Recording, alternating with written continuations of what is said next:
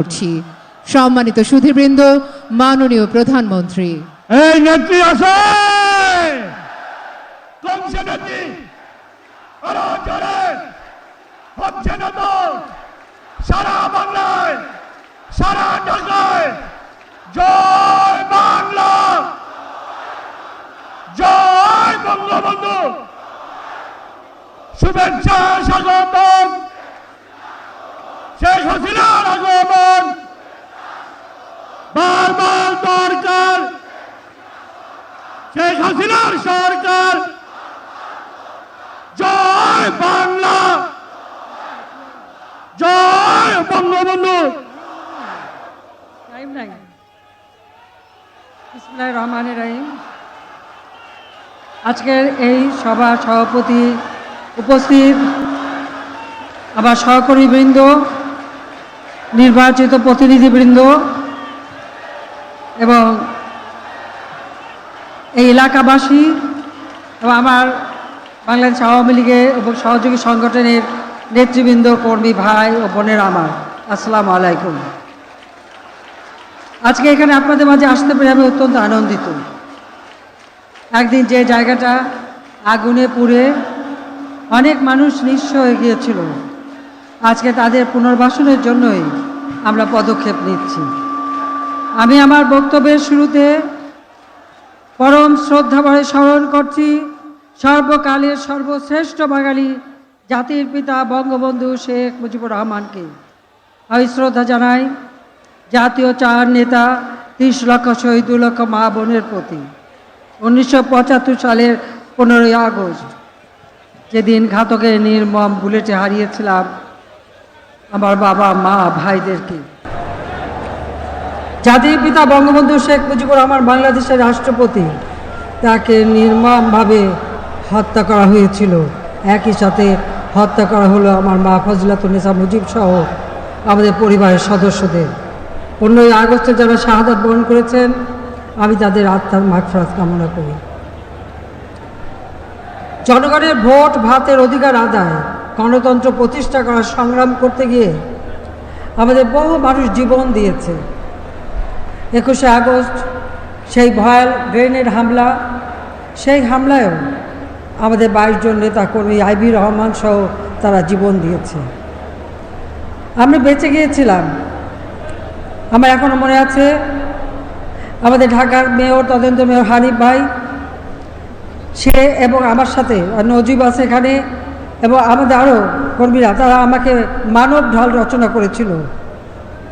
যে গ্রেনেডটা ঠিক ট্রাকের পাশে পড়ে, সমস্ত স্প্লিন্টারগুলি হানিফ ভাইয়ের মাথায় এসে পড়ে। তার মাথা থেকে সমস্ত রক্ত আমার গায়ে পড়ে যাচ্ছিল, কিন্তু আমার গায়ে কোনো আঁচ লাগতে দেয় নাই। যারা আমাদের আন্দোলন সংগ্রামে জীবন দিয়েছে, আর বিশেষ করে ঢাকা সিটির মেয়র হানিফ ভাইয়ের প্রতি, তার আত্মার প্রতি আমি মাগফিরাত কামনা করি। সেদিন আমরা বেঁচে গিয়েছিলাম, কিন্তু আহত হয়েছিল আমাদের শত শত নেতাকর্মী। আর যারা মারা গিয়েছিল, সেই আদা চাচা সহ, তাদেরও আত্মার মাগফিরাত কামনা করি। তাদের কথা আজ স্মরণ হয়। পুরান ঢাকার সঙ্গে আমাদের সবসময় একটা সম্পর্ক রয়েছে। 1954 সালে আমার বাবা যখন প্রাদেশিক পরিষদের সদস্য হন, জাতীয় প্রাদেশিক পরিষদ আইন জারি করা হয়, 14 দিনের নোটিশ দিয়ে আমাদের বাড়ি থেকে বের করে দেওয়া হয়, আর আমার বাবাকে গ্রেপ্তার করে নিয়ে যাওয়া হয়। তখন আর নাজিরা বাজার 79 নাম্বার নাজিরা বাজার, এই যে সাইদ খোকন এখানে আছে, ওখানে তার বাবা থাকতেন, তার বাবার ফুপু ছিলেন। সেই বাড়িতেই আমরা দীর্ঘদিন ছিলাম। মাঝে বন্যা হলে আমরা আবার আরমানি টোলা, যেটা বলতো স্থানীয় লোক বলতো ভাগালা বাড়ি, আমরা সেই বাড়িতেও কিছুদিন ছিলাম। আমার ছোট বোন রেহানা, তার জন্ম হয়েছে মিটফোর্ড হাসপাতালে।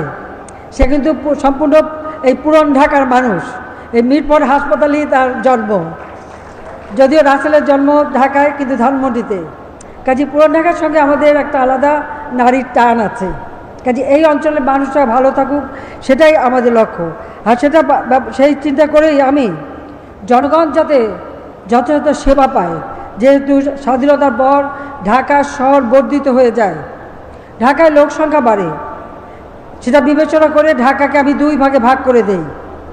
জনগণের সেবা জনগণ যাতে ভালোভাবে পেতে পারে সেই উদ্দেশ্য নিয়েই এই ঢাকাকে আমরা উত্তর দক্ষিণ সিটি কর্পোরেশনে ভাগ করি। যে কটা ইউনিয়ন ছিল সেই ইউনিয়নগুলি এখন সিটি কর্পোরেশনের আওতায় নিয়ে আসা হয়েছে এবং সেগুলি উন্নয়নেরও ব্যবস্থা আমরা নিয়েছি, বিভিন্ন প্রকল্প বাস্তবায়ন করা হচ্ছে। আর ঢাকা সিটিরও যারা আমাদের পরিচ্ছন্ন করবে তাদের জন্য আমি ফ্ল্যাট বানিয়ে দিচ্ছি, আবাসন সমস্যা যাতে দূর হয়। আর তাদের তো কোনো ঠিকানা ছিল না, তারা আমাদের পরিষ্কার পরিচ্ছন্ন রাখে, তারা ছাড়া আমাদের চলে না, কিন্তু তাদেরকে অবহেলা করা কেন?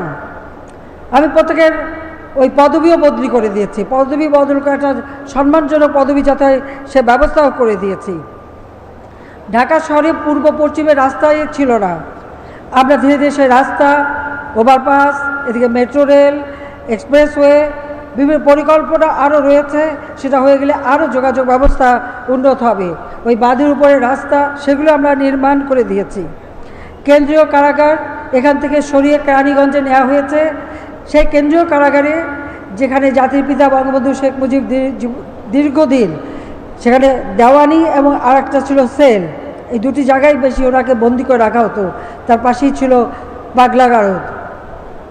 এই জায়গাটা এবং যেখানে 4 নেতাকে নির্মমভাবে হত্যা করা হয়, আর ফাঁসির মঞ্চ যেখানে জিয়াউর রহমান ক্ষমতা দখলের পর হাজার হাজার সেনাবাহিনীর অফিসার সৈনিকদেরকে যেখানে ফাঁসি দিয়েছিল, আর তাছাড়া সেই ব্রিটিশ আমল থেকে অনেক দেশপ্রেমীকে সেখানে ফাঁসি দেওয়া হয়।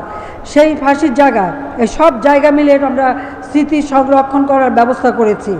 আর বাইরের জায়গায় স্কুল, আমাদের পার্ক, যেহেতু পুনরায় কোনো পার্ক বা তেমন বেশি নাই, অনেকগুলি বন্ধ হয়ে গেছে, সেইভাবেই সেখানে ব্যবস্থা করে দেওয়া হয়েছে। সেখানে একটা বিনোদন কেন্দ্র নির্মাণ করবার পরিকল্পনাও বাস্তবায়ন হচ্ছে। ঠিক এইভাবে এই এলাকার মানুষ যাতে ভালোভাবে থাকতে পারে সেই ব্যবস্থা করেছি। হানিফ ফ্লাইওভার সেটা চানখার পুল থেকেই যাতে উঠে, সেটাও আমি সরকারকে আসার পর সরকার এসে সেটা ব্যবস্থা করেছি। তাছাড়া পুরো জায়গা আপনারা জানি, আজকে এইমাত্র আমরা যেটা করলাম সেটা এই এলাকার মানুষই লাভবান হবে, তারাই সুন্দরভাবে বাঁচতে পারবে, চলতে পারবে, সে ব্যবস্থাটাই আমাদের করা। আমরা জগন্নাথ বিশ্ববিদ্যালয়, যেখানে এটা জগন্নাথ একটা স্কুল ছিল, প্রাইমারি স্কুল, এরপরে সেটা প্রাইমারি থেকে এটা উচ্চ মাধ্যমিক হয়, তারপরে কলেজ হয়, এখন বিশ্ববিদ্যালয়।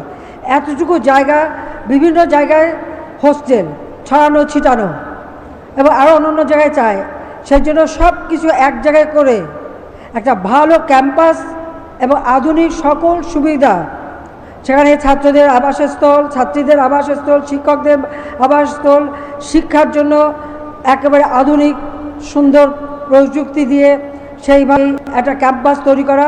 ইতিমধ্যে জায়গা দেওয়া হয়েছে, ডিজাইনও করা হয়েছে, সেই কাজও আমরা খুব তাড়াতাড়ি শুরু করব। সেইভাবে নতুন ক্যাম্পাস আমরা করে দেব, যাতে করে একটা সুস্থ পরিবেশে ছেলেমেয়েরা লেখাপড়া করতে পারে, সেদিকে লক্ষ্য রেখে আমরা সেই ব্যবস্থাটা নিচ্ছি। ইতিমধ্যে ঢাকার মানুষের যোগাযোগ, স্বাস্থ্য সুরক্ষা, সেদিকে আমরা বিশেষ দৃষ্টি দিচ্ছি। একসময় কী অবস্থা ছিল, বিদ্যুৎ ছিল না, পানি ছিল না, আপনাদের মনে আছে সেই বিদ্যুৎ আর পানির দাবিতে আন্দোলন করতে গিয়েছিল এবং বিএনপির এক নেতা সেই এলাকার মানুষের ধাওয়াও খেয়েছিল, সেটাও আপনাদের মনে আছে নিশ্চয়ই। আমরা কিন্তু এই যে পানির ব্যবস্থা, আমরা কিন্তু সেই ব্যবস্থা যথেষ্ট উন্নতি করেছি। এখানে একটি কথা বলবো, সেটা হলো পানির ট্যাঙ্কি যার যার নিজের, এটা অন্তত 6 মাস অন্তর অন্তর আপনাকে পরিষ্কার করতে হবে। আপনি যদি ভালো স্বাস্থ্যকর পানি চান, সেই ব্যবস্থাটা অবশ্যই আপনার নিজেরই করতে হবে। পাইপগুলি ঠিক আছে কিনা নিজের দেখতে হবে। তাছাড়া প্রতি বাড়ির এলাকায় নিজের পানির ট্যাঙ্কি তো ঠিক করবেনই, পাশাপাশি আশেপাশেও দেখতে হবে। মশার উপদ্রব থেকে বাঁচার জন্য কোথাও যেন পানি জমে না থাকে, সেদিকে বিশেষভাবে দৃষ্টি দিতে হবে। নিজের ঘর বাড়ি এর সেই সাথে সাথে আশেপাশেও যেন কখনো পানি জমে না থাকে, মশার প্রজনন জন্ম যেন ক্ষেত্র যেন তৈরি না হয়, সেদিকে বিশেষভাবে দৃষ্টি রেখে পরিষ্কার পরিচ্ছন্ন থাকার ব্যবস্থা করবেন। দ্বিতীয়টা হচ্ছে আপনার বিদ্যুতের জন্য হাহাকার ছিল। আমি যখন 96 সালে সরকার গঠন করি, মাত্র 1600 মেগাওয়াট, আমরা বাড়িয়েছিলাম 4300 মেগাওয়াটে। বিএনপি 2001-এ আসলো, আবার তা কমে গেল, তখন 3200 মেগাওয়াট। সেই জায়গা থেকে শুরু করে আজকে আমরা বিদ্যুৎ উৎপাদন বাড়িয়েছি, কিন্তু উৎপাদন বাড়ানোর সাথে সাথে মানুষের বিদ্যুৎ ব্যবহারও তো বেড়ে গেছে। এখন তো মানুষ আর লাকড়ি চুলা রাঁধে না, গ্যাসও ব্যবহার করে অথবা ইলেকট্রিক রাইস কুকারে রান্না করে। সেই সাথে মোবাইল ফোন, ল্যাপটপ, টেলিভিশন, এই সবার হাতে মোবাইল ফোন তো আওয়ামী লীগ সরকারই তুলে দিয়েছে। বিএনপির আমলে মাত্র একটা ব্যবসা ঢাকা চট্টগ্রাম ছাড়া চলতো না। একটা মোবাইল কিনতে 1,30,000 টাকা লাগতো, ফোন করলে ধরলে 10 টাকা, করলে 10 টাকা। আজকে সবার হাতে হাতে মোবাইল ফোন আওয়ামী লীগ সরকার তুলে দিয়েছে। আজকে আধুনিক প্রযুক্তি, ডিজিটাল সিস্টেম সারা বাংলাদেশে আমরা করেছি। ঢাকা শহরে ঘরে বসে বিদেশেও কাজ করে পয়সা উপার্জন করা যায়। এই যে বিদ্যুৎ অতিরিক্ত ব্যবহার হচ্ছে, সেখানে আমার অনুরোধ থাকবে বিদ্যুৎ ব্যবহারে সাশ্রয়ী হন। ঘর থেকে বেরোলে সুইচটা অফ করে রাখবেন। চার্জারগুলি লাল বাতিতে যেন জ্বলে না থাকে, লাল বাতি জ্বলে থাকলেই কিন্তু বিদ্যুৎ বিল উঠতে থাকবে। আমরা কিন্তু প্রচুর ভর্তুকি দিতে হয়। কেন এই ভর্তুকি দেওয়া লাগবে? যে যতটুকু ব্যবহার করবেন ততটুকু আপনাকে বিল শোধ দিতে হবে। উৎপাদনের খরচটা আপনাকে অবশ্যই দিতে হবে, নইলে আপনি বিদ্যুৎ পাবেন কোত্থেকে? কিন্তু সেখানে আপনাকে সাশ্রয়ী হতে হবে যাতে বিল কমে। পানির বিল যাতে কমে, ওই কল ছিঁড়ে রেখে ওই কাপড় কাচছেন অথবা কেউ দাড়ি শেভ করছেন অথবা কেউ দাঁত মাজছেন, সেটা করবেন না। তার জন্য মগ ব্যবহার করেন, বালতির পানি ব্যবহার করেন, যেন পানির অপচয় না হয়। মনে রাখবেন আপনি যত অপচয় করবেন আপনার তত বেশি বিল বাড়বে। কাজে সেদিকে আপনি যদি বিল কমাতে চান আপনাকে সাশ্রয়ী হতে হবে। সেইভাবে আমরা কষ্ট করে দিচ্ছি, উৎপাদন করে দিচ্ছি, কিন্তু সেই সাথে সাথে ব্যবস্থা করতে হবে। বর্জ্য ব্যবস্থাপনায় আপনাদের সহযোগিতা দরকার। যেখানে সেখানে যত্রতত্র ময়লা না ফেলা, নির্দিষ্ট জায়গায় ফেলা, এবং সিটি কর্পোরেশনকে এটাই বলবো যে নির্দিষ্ট জায়গায় ফেলে সেই ময়লাগুলির জন্য সংগ্রহ করে যেগুলি যথাযথ ব্যবস্থাপনা করা, যাতে শহরটা পরিষ্কার পরিচ্ছন্ন থাকে। সামনে কোরবানির ঈদ আসবে, আমাদের আরেকটা অনুরোধ, যেখানে সেখানে পশু কোরবানি দেবেন না। তাতে প্রত্যেকটা জায়গা নষ্ট হয়, আবর্জনা হয়। সেই ক্ষেত্রে আমার সিটি কর্পোরেশন না, সারা বাংলাদেশেই আমার এটা মানে নির্দেশ রয়েছে, এবং আমি এটা আরও উদ্যোগ নেব যে প্রত্যেক জায়গায় কোরবানির জন্য, পশু কোরবানির জন্য আধুনিক প্রযুক্তি সম্পন্ন ব্যবস্থা রাখতে হবে। যার যার পশু নিয়ে যাবে নাম্বার থাকবে, সেটা কাটা হলে সেটা পরিষ্কার করে তার কাছে তার জিনিস পৌঁছে দেবে। আর একটা পশু যখন জবাই হয় তার রক্ত, চামড়া, হাড়, এমনকি বর্জ্যগুলিও কিন্তু কাজে লাগে, সেগুলো কিন্তু রিসাইকেল করা যায়। এই যেখানে সেখানে এগুলি না করা, সে বিষয়ে সবাইকে অবশ্যই নজর রাখতে হবে। আরেকটা অনুরোধ করব, এখানে আমাদের আর্কিটেক্ট, ইঞ্জিনিয়ার, তাদেরও একটু মানে বেখেয়ালিপনা আছে। একটা পুকুর দেখলে সেখানে একটা দালান তোলার প্রবণতা, অথচ এই ঢাকা শহর এক সময় খাল পুকুর ভরা ছিল, বাতাসটাও ঠান্ডা থাকতো, এত চমৎকার ছিল। বেশিরভাগ খাল বন্ধ হয়, সেখানে বক্স কালভার্ট করা হয়েছে, নয় বন্ধ করে দালান কোঠা করা হয়েছে। পুকুরগুলি একে একে প্রায় বন্ধ। কাজে এগুলি এখন খালগুলি অনেকগুলি উদ্ধার করা হচ্ছে, কিন্তু দয়া করে যেখানেই যে পরিকল্পনা নেন জলাধারগুলি সংরক্ষণ রাখবেন। জলাধার সংরক্ষণ রাখলে বাতাসটাও পরিচ্ছন্ন থাকে, এত গরম হয় না, কারণ এত ইলেকট্রিক জিনিস ব্যবহার হয়, এত ওয়েব চলে মোবাইল ফোন থেকে শুরু করে সব ক্ষেত্রে, যার জন্য বাতাসটা পলিউশন হয়। সেদিকে বিশেষভাবে সকলকে নজর দিতে হবে। আর যেখানে সেখানে এই একটু জায়গা পেলে একটা নির্মাণ কাজ সেটা হবে না, পরিকল্পিতভাবে করতে হবে। যেগুলি হয়ে গেছে কিছু করার নেই, কিন্তু তারপর আমি বলবো পার্কগুলি করা হয় খুব সুন্দর, কিছুদিন পরে দেখা যায় যে সে পার্কে বাচ্চাদের খেলার জিনিস নষ্ট, ময়লা আবর্জনা, আড্ডাখানা অথবা মাদক সেবনের জায়গা হয়ে যায়।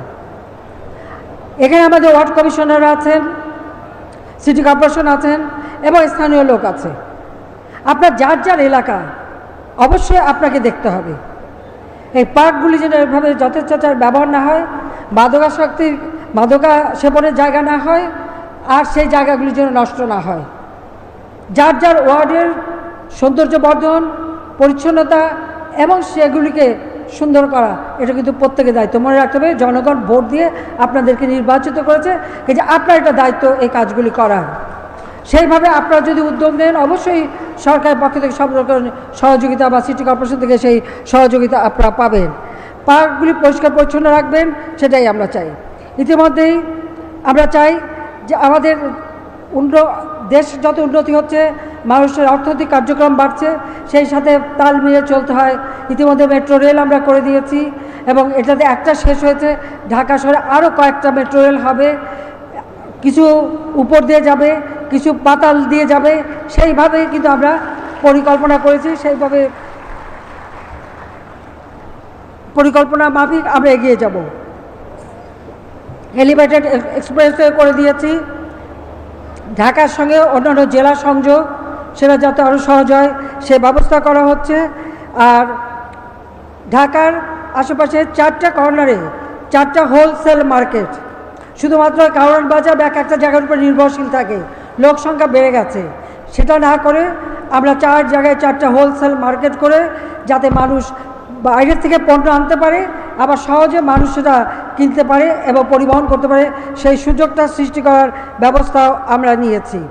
আমরা ট্রাক টার্মিনাল, বাস টার্মিনাল সেগুলি আরও উন্নত মানের করা এবং সেটাও এইভাবে হিসাব করে করা, সেটার দিকে আমাদের দৃষ্টি আছে, সেটা আমরা করতে চাই। সব থেকে বড় কথা পরিবেশ রক্ষার জন্য আপনাদের কাছে আমার অনুরোধ, যার যেখানে একটু জায়গা আছে আপনারা একটু গাছ লাগান, একটা ফুলের গাছ লাগান, একটা ফলের গাছ লাগান, যাই লাগান একটু কিছু লাগান। ছাদ বাগান, এখন তো ছাদ বাগান একটা নতুন, এই ছাদটা যদি আপনার মাথার উপরে থাকে আপনার ঘরটা কিন্তু ঠান্ডা থাকে, কাজে সেদিকে লক্ষ্য রেখেও আপনি সেখানে একটু তরিতরকারি ফলমূল যাই করেন, নিজের হাতে বোনা একটা গাছের একটা ফল বা কিছু ছিঁড়ে নিয়ে খেতে বা দেখতে সেটাও তো ভালো লাগবে। কাজে সেইভাবে আপনারা করবেন। পাশাপাশি যাদের গ্রামের বাড়ি আছে সেখানেও যেন এই কোনো অনাবাদি জমি না থাকে সেদিকে বিশেষভাবে দৃষ্টি দেবেন। ইতিমধ্যে আমরা যেমন আমাদের যারা পরিচ্ছন্ন কর্মী তাদের ফ্ল্যাট করে দিচ্ছি, আবার বস্তিবাসীদের জন্য ভাড়া ভিত্তিক ফ্ল্যাট নির্মাণ করে দিচ্ছি। যে বস্তিতে যে ভাড়ায় থাকে সেরকমই ভাড়া দিতে হবে, কিন্তু থাকবে তারা ফ্ল্যাটে। শুধু বড় লোকরা ফ্ল্যাটে থাকবে সেটা তো হতে পারে না, আবার ওই রিক্সাওয়ালা থেকে শুরু করে দিনমজুরও ফ্ল্যাটে থাকবে। আমরা সেইভাবেই স্বল্প ভাড়া, কেউ যদি প্রতিদিনের ভাড়া দিতে চায় সে ব্যবস্থা আছে, কেউ যদি 7 দিনে ভাড়া দিতে চায় সে ব্যবস্থা হবে, কেউ মাসে ভাড়া দিতে চাইলে সে ব্যবস্থা হবে। সেইভাবেই আমরা ইতিমধ্যে 300 পরিবার তুলেছি। আস্তে আস্তে আমরা ঢাকায় কোনো বস্তি, ওই কাঁচা বস্তি, অস্বাস্থ্যকর অসুস্থ পরিবেশ থাকবে না, সুন্দর পরিবেশে সবাই বসবাস করবে, সেইভাবে করে দেব। সেই পদক্ষেপও আমরা নিয়েছি। মানুষের কল্যাণেই কাজ করা, এটাই আমাদের লক্ষ্য, সেই লক্ষ্য নিয়েই আমরা কাজ করি। আপনারা ভোট দিয়ে নির্বাচিত করেছেন, আপনাদের প্রতি আমাদের কৃতজ্ঞতা জানিয়ে বলবো। আজকে অনেক বস্তিবাসী আছে, আপনারা জানেন যে আমি সিদ্ধান্ত নিয়েছি 2020 সালে যখন মুজিব বর্ষ আমরা উদযাপন করি তখন কোভিড-19, আমরা প্রোগ্রাম নিলাম মুজিব বর্ষ উপলক্ষে বাংলাদেশের প্রতিটি ভূমিহীন গৃহহীন মানুষকে বিনামূল্যে তার নিজের এলাকায়, যার যার জেলা, উপজেলা, ইউনিয়ন বা এলাকায়, সেখানে তাদেরকে 2 কাঠা জমি এবং একটা ঘর, 2 কামরা বিশিষ্ট, একটু বসার জায়গা, একটা পাকের ঘর, টয়লেট, ওয়াশরুম আর সুপেয় পানির ব্যবস্থা, বিদ্যুতের ব্যবস্থা সেভাবে করে দেব। খাস জমি যেখানে পাওয়া যায় সেখানে খাস জমি, আর যেখানে খাস জমি পাওয়া যাবে না সেখানে আমি আরেকটা ফান্ড তৈরি করেছি। সেই ফান্ডে বঙ্গবন্ধু মেমোরিয়াল ট্রাস্ট থেকে আমি 5 কোটি টাকা দিয়েছি। আমরা আমাদের বোর্ড আমরা 5 কোটি টাকা দিয়েছি এবং আরও অনেকে অনুদান দিয়েছেন। আমরা যেখানে জমি পাওয়া যাচ্ছে না জমি কিনে আমরা এই ভূমিহীন গৃহহীন মানুষকে ঘর করে দিচ্ছি। ঢাকা শহরে বস্তিবাসী অনেকেই নানা কারণে এখানে বস্তিতে আসে। কেউ যদি নিজের জায়গায় ফিরে যেতে চায়, যদি তার নিজের ভিটা মাটি থাকে সেখানে বিনা পয়সায় ঘর তৈরি করে দেব, তাকে ঋণের ব্যবস্থা করব, জীবন জীবিকার ব্যবস্থা করে দেব, ছেলে মেয়েদের পড়ার ব্যবস্থা করে দেব। আর যার কিছু নেই তার জন্য এই আশ্রয় প্রকল্পে ঘর তৈরি করে দেব। শহরের এই কষ্টকর জীবন না পালন করে নিজের বাড়িতে ফিরে যেতে পারবে এবং সুন্দরভাবে বাঁচতে পারবে। ঘরে ফেরা কর্মসূচি নিয়েছি, সেটা আমরা করব। আমাদের যুব সমাজ লেখাপড়া শেখার পরে কাজ পায় না। আমরা স্টার্ট আপ প্রোগ্রাম, সেখানে যারা কম্পিউটার শিখবে, ভালো ডিজিটাল সিস্টেম শিখবে, তারা ছাড়াও অন্য সকলেই সেখানে এই ব্যবসা বাণিজ্য করতে পারবেন। এক ব্যক্তি যাতে ব্যবসায় প্রতিষ্ঠান খুলতে পারে, তাই কোম্পানি আইন পরিবর্তন করে আমরা মাত্র একজন একটা কোম্পানি খুলতে পারবে সেই ব্যবস্থাও করে দিয়েছি। আবার অনেকে মিলেও করতে পারেন। একটা কর্মসংস্থান ব্যাংক করেছি, যে ব্যাংকে বিনা জামানতে আমাদের তরুণরা অন্তত 2 লাখ টাকা করে আপনারা নিতে পারেন। এককভাবে বা বন্ধুবান্ধব মিলে যে কোনো একটা ব্যবসা দাঁড় করাতে পারেন। অর্থাৎ একটা চাকরির সন্ধানে কোনো একটা পাশ করেই না ছুটে বেরিয়ে নিজেই নিজের বস হবেন, নিজেই চাকরি দেবেন, নিজেই উদ্যোক্তা হবেন, নিজেই চাকরি দিতে পারবেন, সেইভাবেই তরুণদের জন্য সুযোগ সৃষ্টি করে দেওয়া হচ্ছে এবং তার জন্য ট্রেনিং করে দেওয়া হয়। সারা বাংলাদেশে আমরা কম্পিউটার ট্রেনিং এবং ইনকিউবেশন সেন্টার করে দিচ্ছি। স্কুলে স্কুলে আমরা সেখানে কম্পিউটার ল্যাব তৈরি করে দিচ্ছি। ট্রেনিংয়ের সাথে সাথে সব ধরনের সুযোগ আমরা করে দিচ্ছি। দেশে না বিদেশে কাজ করতে গেলে ট্রেনিং দিয়ে উপযুক্ত হয়ে যাওয়া ভালো। দালাল ধরে টাকা খরচ করে যে ওই ভূমধ্যসাগরে ডুবে মরার থেকে নিজের দেশে থেকে কাজ করলে অনেক লাভবান হয়। কাজে এইভাবে কিন্তু মানুষকে একটু উজ্জীবিত করতে হবে। আর আমি মনে করি যে আমাদের যুব সমাজ লেখাপড়া করতে হবে, মাদক, নেশা, দুর্নীতি, জঙ্গিবাদ, সন্ত্রাস এর থেকে দূরে থাকতে হবে। কারণ এক একটা পরিবারকে ধ্বংস করে দেয় একটা মাদকাসক্ত সন্তান যদি থাকে, তাহলে বাবা মাকে কষ্ট দেওয়া কেন, নিজেকে কষ্ট দেওয়া কেন? কারণ যারা বেশি মাদক সেবন করে পরবর্তীতে নিজেরাও তো অসুস্থ হয়ে যায়, নিজেদেরও ঘর সংসার হয় না, কিছুই হয় না। সেইভাবে আমি মনে হয় জনগণের মনে একটা সচেতনতা সৃষ্টি করা দরকার, যেটা মাদক থেকে দূরে থাকবে এবং নিজের পায়ে দাঁড়াবে, নিজে কাজ নিজে করে খাবে, আত্মমর্যাদা নিয়ে বাঁচবে, আত্মসম্মান নিয়ে বাঁচবে, সেইভাবেই নিজেকে গড়ে তোলা, সেটাই আমরা চাই। আওয়ামী লীগ জাতির পিতা বঙ্গবন্ধু শেখ মুজিবের নেতৃত্বে এদেশের মানুষের জন্য স্বাধীনতা এনে দিয়েছে। আওয়ামী লীগ জনগণের সেবা করে। 1975 সালে জাতির পিতা বঙ্গবন্ধু শেখ মুজিবকে হত্যার পর অবৈধভাবে অস্ত্রের মাধ্যমে সংবিধান লঙ্ঘন করে যারা ক্ষমতা এসেছিল এবং একের পর এক দীর্ঘ 21 বছর এই দেশের মানুষের ভাগ্য নিয়ে ছিনিমিনি খেলেছে। দেশ তো একটু এগোতে পারেনি। স্বাধীনতার পর একটা যুদ্ধবিধ্বস্ত দেশ, 1 কোটি মানুষ শরণার্থী আশ্রয় নিয়েছিল ভারতে। 30 লক্ষর উপরে মানুষ শাহাদাত বরণ করেছে। গণহত্যার শিকার হয়েছে বহু পরিবার, বুদ্ধিজীবী সহ বিভিন্ন মানুষ। সারা বাংলাদেশ বিধ্বস্ত। 1 টাকা রিজার্ভ মানি নাই, কারেন্সি নোট নাই। তার উপর নির্যাতিত মা বোন, তাদের চিকিৎসা পুনর্বাসন, আহত মুক্তিযোদ্ধা, তাদের চিকিৎসা পুনর্বাসন, প্রতিটি শহীদ পরিবারকে আর্থিক সহায়তা দেওয়া, স্কুল, কলেজ, মসজিদ, মাদ্রাসা সব কিছু, যে রাস্তাঘাট, পুল, ব্রিজ, রেল ব্রিজ সবই তো ধ্বংসপ্রাপ্ত। সেই ধ্বংস স্তূপের উপর দাঁড়িয়ে জাতির পিতা বঙ্গবন্ধু শেখ মুজিব যাত্রা শুরু করেছিলেন। সময় পেলেন মাত্র 3 বছর 7 মাস। এই 3 বছর 7 মাসের মধ্যেই এই বাংলাদেশকে সেই ধ্বংসস্তূপ থেকে উন্নত করে বিশ্বে একটা মর্যাদার আসনে নিয়ে আসেন। জাতিসংঘ বাংলাদেশকে স্বল্পোন্নত দেশে স্বীকৃতি দেয়। বাতাপিছু আয় ছিল মাত্র বোধহয় 97 মার্কিন ডলার, সেটা 277 মার্কিন ডলারে উন্নীত করেছিলেন জাতির পিতা। প্রবৃদ্ধি 9 ভাগে উন্নীত করেছিলেন, যা আজ পর্যন্ত আমরা কোনো সরকার কেউ করতে পারি নাই, কিন্তু তিনি যা করেছিলেন। খাদ্য উৎপাদন বৃদ্ধি, পুষ্টি সব কিছু করার জন্য ব্যবস্থা নিয়েছিলেন। বাংলাদেশের মানুষ ধীরে ধীরে সেই যুদ্ধের ভয়াবহতা, ধ্বংসস্তূপ থেকে তারা নতুন প্রাণ ফিরে পাচ্ছিল। জাতিপিতা বলেছিলেন, এই ঘুরে ধরা সমাজ ভেঙে আমি নতুন সমাজ গড়ে তুলব, কিন্তু সেই সুযোগ আর তাকে দেওয়া হলো না। বঙ্গবন্ধু শেখ মুজিবকে হত্যার পর কি হলো? এই দেশ আর এগোতে পারেনি, মাথাপিছু আয় সবসময় নিচের দিকে মাইনাস ছিল, দেশের মানুষের হাহাকার, প্রতি বছর দুর্ভিক্ষ লেগেই থাকতো। আমি নিজে দেখেছি সারা বাংলাদেশ ঘুরে, যে কারণে আওয়ামী লীগ 96 সালে সরকার গঠন করার পর আমরা যে উদ্যোগগুলি আমরা নিয়েছিলাম তার শুভ ফল দেশের মানুষ পেতে শুরু করেছিল। সেখানে একটা চক্রান্ত হলো, সেই চক্রান্ত করে আমাদের আসতে দেওয়া হয়নি ক্ষমতায়।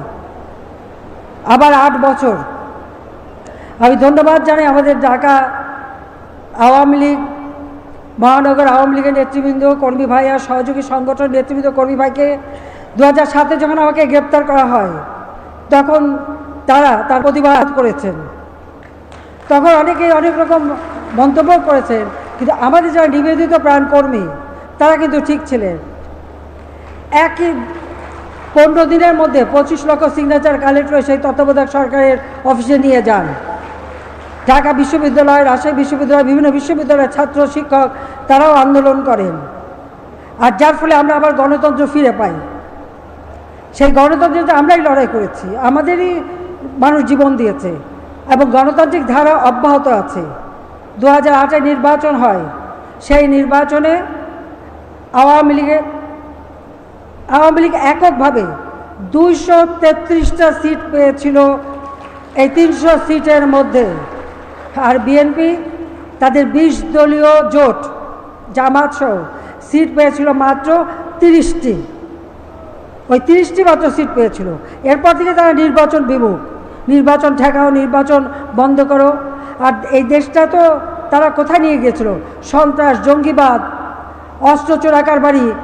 ওই তারেক জিয়া তো অস্ত্র চোরা কারবারি মামলায় সাজাপ্রাপ্ত আসামি, ওখানে বসে এখন নানাভাবে ওই অগ্নি সন্ত্রাস দিয়ে মানুষ মারা, মানুষ খুন করা, আগুন দিয়ে মানুষকে পোড়ানো, এইসব কাজ করে বেড়ায়। আওয়ামী লীগ সরকার এসে এই বাংলাদেশকে এই অস্ত্র চোরা কারবারির যে রুট সেটা আমরা বন্ধ করেছি। ভারতে উলফা থেকে শুরু করে যেখানে যেখানে যারা অস্ত্র সাপ্লাই দিত সেগুলো আমরা বন্ধ করেছি। তাদেরও যাতে শান্তি আসে, তাদের ওই 7 সিস্টার সেই ব্যবস্থাটা কিন্তু আওয়ামী লীগ করেছে। এটা সবথেকে বড় কাজ। এবং আমাদের যে ল্যান্ড বাউন্ডারি সেটাও আমরা এনক্লেভ এক্সচেঞ্জ করে সারা বিশ্বের দৃষ্টান্ত স্থাপন করেছি। বিশাল সমুদ্র সীমা আমরা জয় করেছি। যারা আগে ক্ষমতা ছিল তারা তো ব্যাপারে কোনো উদ্যোগই নেয়নি, জানতোই না, আসছিল লুটপাট করতে, দুর্নীতি করতে, অস্ত্র চোরা কারবারি করতে, সেটাই ব্যস্ত ছিল, আর মানুষ খুন করতে। 21 আগস্ট গ্রেনেড হামলা থেকে শুরু করে যত রকমের মানুষ খুন, আওয়ামী লীগের নেতাকর্মীর উপর অত্যাচার, ধরে নিয়ে তাদের উপরে অত্যাচার, দিনের পর দিন এই অত্যাচারই করতে পেরেছে। আজকে অন্তত বলতে পারি 2009 থেকে এই পর্যন্ত আজকের বাংলাদেশ, আমরা 2021 সালে স্বাধীনতা সুবর্ণ জয়ন্তী এবং জাতির পিতার জন্মশতবার্ষিকী যখন উদযাপন করি তখনই বাংলাদেশ উন্নয়নশীল দেশের মর্যাদা পেয়েছে। 2026 থেকে উন্নয়নশীল দেশ হিসেবে বিশ্বে মাথা উঁচু করে আমরা চলব। আমাদেরকে সেইভাবে প্রস্তুতি নিতে হবে এবং সেটাই আমি আমাদের সকল দেশবাসীকে, নেতাকর্মী সবাইকে বলবো যে আমাদের উন্নয়নের ধারাটা অব্যাহত রেখে এগিয়ে যেতে হবে, সেটাই আপনারা যাবেন। আজকে বঙ্গবাজারে ক্ষতিগ্রস্তদের যতটুকু পেরেছি আমরা সাহায্য করেছি। আজকে এই দোকানটা হয়ে এই কিছুক্ষণ আগেই আপনারা জানেন যে মার্কেটটা উদ্বোধন করলাম। এটা হয়ে গেলে পরে সুষ্ঠুভাবে, সুন্দরভাবে পরিবেশে আপনারা আপনাদের ব্যবসা চালাতে পারবেন, সেই ব্যবস্থাটা আমরা করেছি। আর মার্কেটের যারা ক্ষতিগ্রস্ত তাদেরকে আমরা ইতিমধ্যে, এখন তো আমি সরাসরি সব কিছু অনলাইনে পাঠিয়ে দিই বিকাশের মাধ্যমে এবং মোবাইল ফোনের মাধ্যমে তাদেরকে আর্থিক সহায়তা তখন আমরা দিয়েছি। এই নতুনভাবে আবার দোকান করতে গেলে আমি জানি হয়তো কিছু সহযোগিতা লাগতে পারে, সেখানেও কতটুকু কী করা যায় আমি সেটা দেখব। এই মার্কেটটা যাতে অগ্নি নির্বাপন ব্যবস্থা থাকে সেটা করা হয়েছে। এখানে চারটা ভবন হবে, 10 তলা করে। মাঝখানে যেমন মালপত্র পরিবহন করা, আগুন লাগলে যেন সেটা অগ্নি নির্বাপনের ব্যবস্থা করা যায়, সব রকমের সুযোগ সুবিধা রাখা হবে। আমি মনে করি যে এটা আপনাদের জন্য নতুনভাবে বাঁচার একটা সুযোগ করে দেবে। আর তাছাড়া 4টা ভিত্তিপ্রস্তর স্থাপন করেছি। সারা ঢাকা শহর মিলেই আমরা একটা রিং রোড তৈরি করতে চাই। আর আন্তঃজেলা সংযোগটা যাতে আরও সহজ হয় সে ব্যবস্থাটাও আমরা করব। তা আজকে অন্তত বলতে পারি যে কিছুক্ষণ আগেই আমি আপনাদের এই কয়েকটি প্রকল্প আমি এটা তো ভিত্তিপ্রস্তর স্থাপন করলাম, ইনশাআল্লাহ এটার কাজ দ্রুত শেষ হবে। বঙ্গবাজার সরকার পাইকারি নগর বিপণী বিতান, বীর মুক্তিযোদ্ধা শেখ ফজলুল হক মনি সরণি, নজরুল সরোবর এবং হোসেন শহীদ সরোদয় শিশু পার্ক, এগুলো আমি ভিত্তিপ্রস্তর স্থাপন করেছি। আপনারা সহযোগিতা করবেন। জয় বাংলা, জয় বঙ্গবন্ধু, বাংলাদেশ চিরজীবক। সবাই ভালো থাকেন, সুস্থ থাকেন।